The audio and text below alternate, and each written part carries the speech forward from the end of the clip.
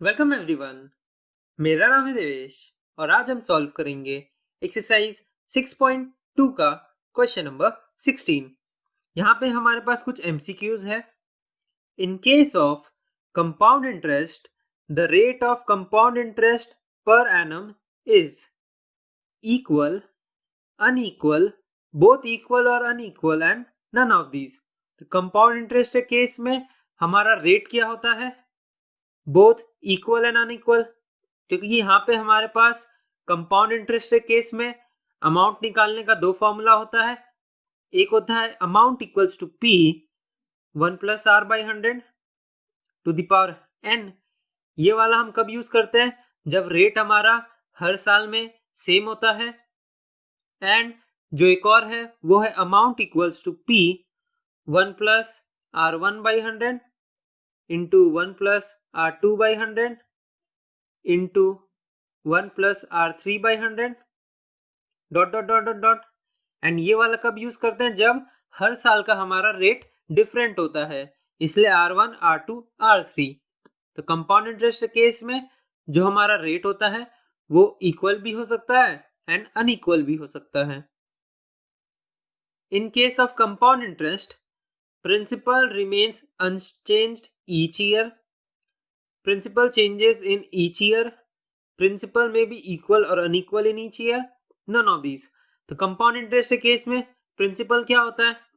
हर साल हमारा principal change करता है। तो हर साल का जो हमारा प्रिंसिपल होता है वो हमारा चेंज होते रहता है, क्योंकि पिछले साल का जो अमाउंट आता है वो इस साल का प्रिंसिपल बन जाता है। देन वापस इस साल का जो अमाउंट आएगा हमारे पास वो नेक्स्ट वाले ईयर का प्रिंसिपल बन जाएगा। तो ऐसे करके हर साल का हमारा प्रिंसिपल चेंज होते रहता है। At present the population of a village is P and if increase rate of population per year be 2r percentage the population will be after n years. तो कंपाउंड इंटरेस्ट के case में जैसे हम amount निकालते थे P 1+r/100 to the power n, and यहाँ पे हमारा रेट सेम ही है, हर साल चेंज नहीं हो रहा है। तो इसको हम यहाँ पे अप्लाई करेंगे। तो यहाँ पे जो हमारा n ईयर्स के बाद जो पॉपुलेशन आएगा वो कितना हो जाएगा? P, यानी कि प्रिंसिपल।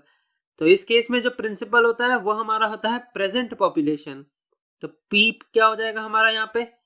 Present population. तो P 1 प्लस रेट, रेट हमारा इस केस में है 2r, तो यहाँ लिखेंगे 2r by 100 to the power n, क्योंकि n ईयर्स के बाद हमको देखना है।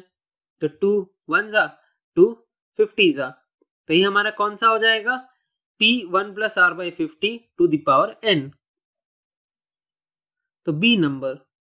अब present price of a machine is ₹2p and if the price of the machine decreases by 2r percentage in each year, the price of machine after 2n years will be।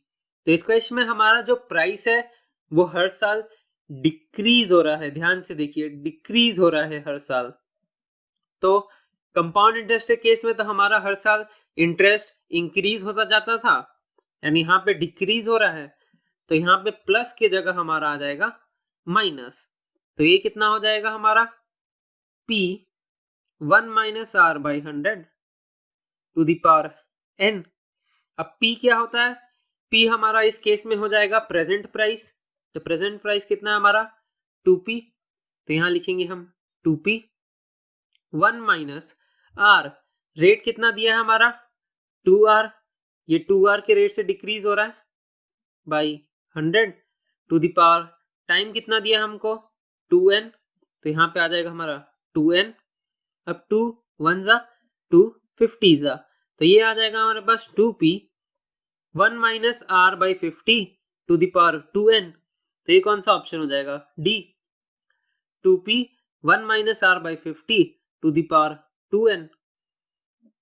तो हमें बस यही ध्यान रखना है कि जब हमारा कुछ भी चीज इंक्रीज होता है तो हम यहाँ पे 1+r/100 वाला फॉर्मूला यूज करेंगे, एंड जब डिक्रीज करता है तब हम यूज करेंगे 1 minus R by 100 to the power n।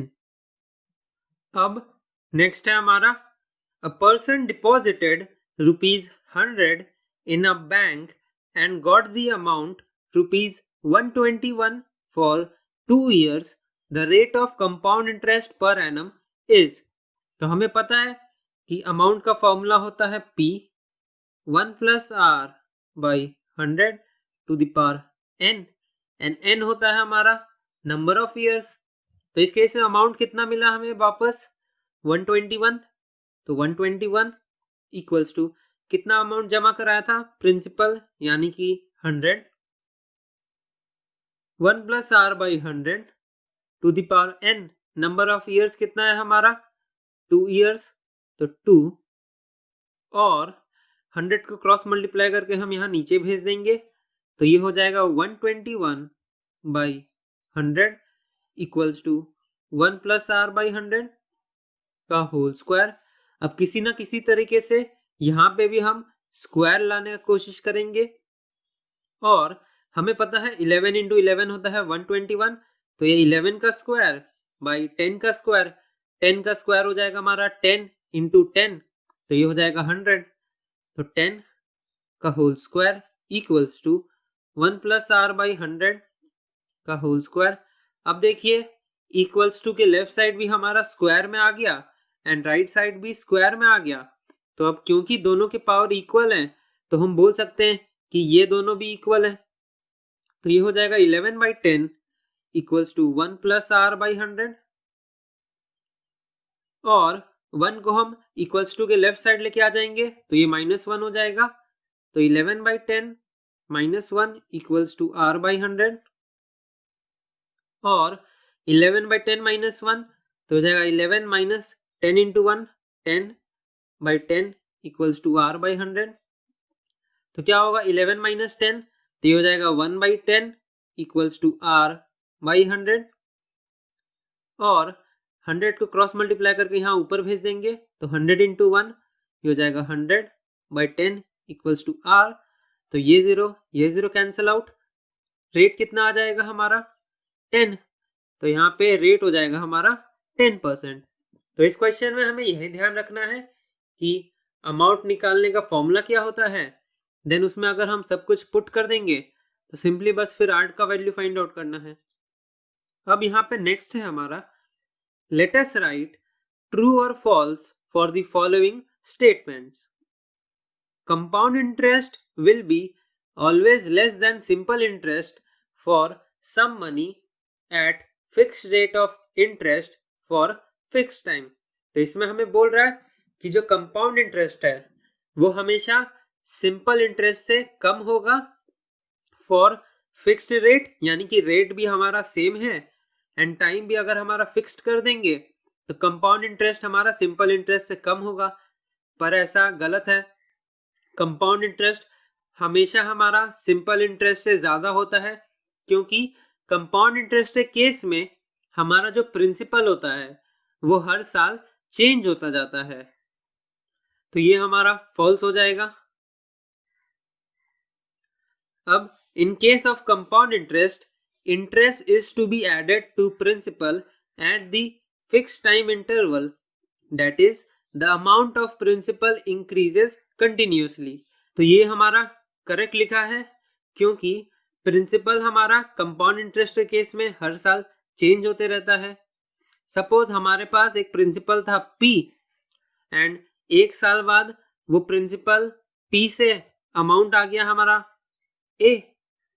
अब इस अमाउंट में हमारा इंटरेस्ट ऑलरेडी एडेड रहता है एंड ये जो अमाउंट होगा ये नेक्स्ट ईयर का हमारा सपोज P1 प्रिंसिपल बन जाएगा एंड फिर इस P1 प्रिंसिपल से जो अमाउंट आएगा वो आएगा A2 एंड ये अमाउंट देन नेक्स्ट ईयर का हमारा प्रिंसिपल बन जाएगा P3।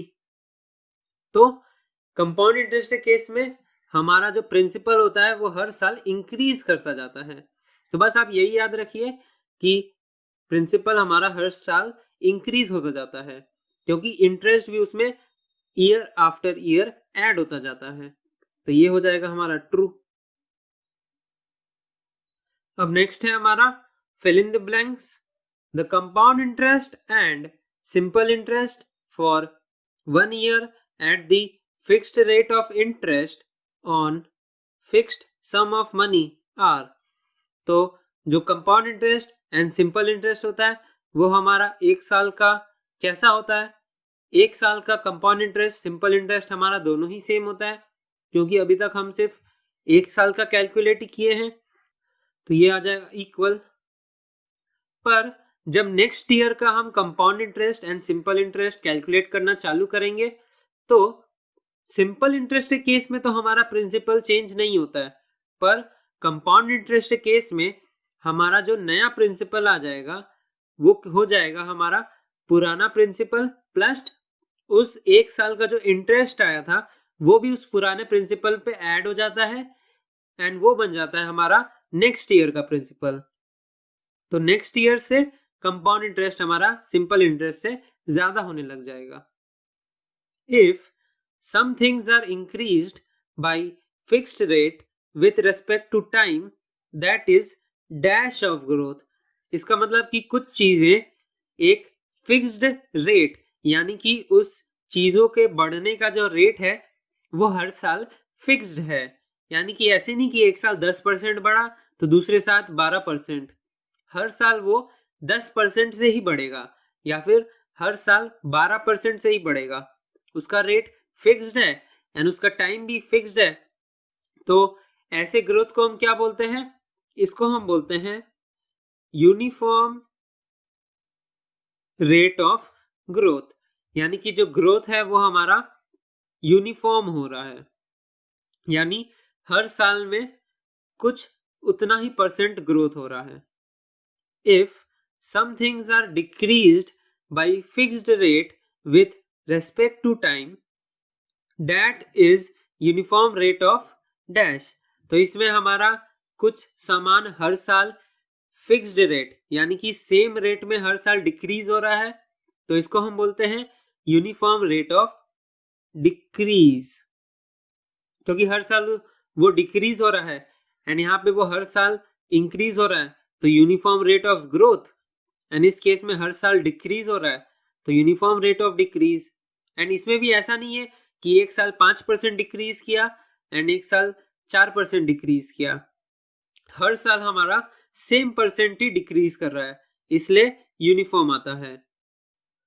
तो इस क्वेश्चन को सॉल्व करने में अगर आपको कोई भी दिक्कत हो तो कमेंट करके जरूर बताइएगा। एंड ये क्वेश्चन यहीं पे खत्म होता है। मिलते हैं आपसे नेक्स्ट वीडियो में नेक्स्ट क्वेश्चन के साथ।